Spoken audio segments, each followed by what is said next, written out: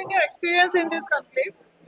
It's a wonderful conclave that is being organized. The themes that have been identified, I was talking on the cross border trade, and all the themes that have been talked are much needed to be discussed, debated. I think that point of perspective has been a wonderful choice of topics which needed to be discussed, and people need to know about it. Now, what are the key learning of the third panel discussion, the cross-border trade? What are the major things that is discussed in?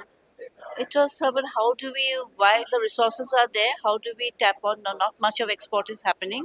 So, what do we need to do? Create more export houses for enabling artisans and farmers, particularly in the agri sector, then in the handloom and handicraft sector, because those are quite fragmented markets.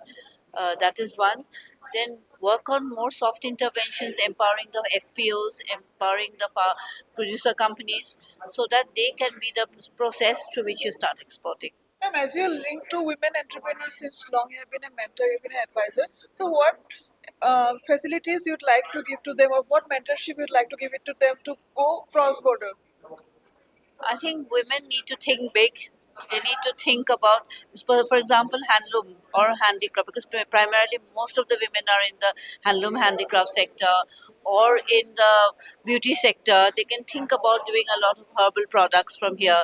They can look at how do they aggregate volume, how do they emphasize on quality, can they think about exporting Aries, which is the non-violent silk, can they look at making sustainable products. So these are the things they can look up for. Yes, ma'am. Ma'am, we have this research that here export capacity is very less. So, what do you think government should do to improve it? Because everybody is not well equipped. They may have the idea, they may not have the capacity. That's what I said. We need to have more export houses to facilitate farmers. We need to have common centers where packaging can be done, so people can send it there, and there can be, producer companies who are empowered, and these are the producer companies then who will be representing farmers, artisans, and they'll be exporting. Thank you so much, ma'am.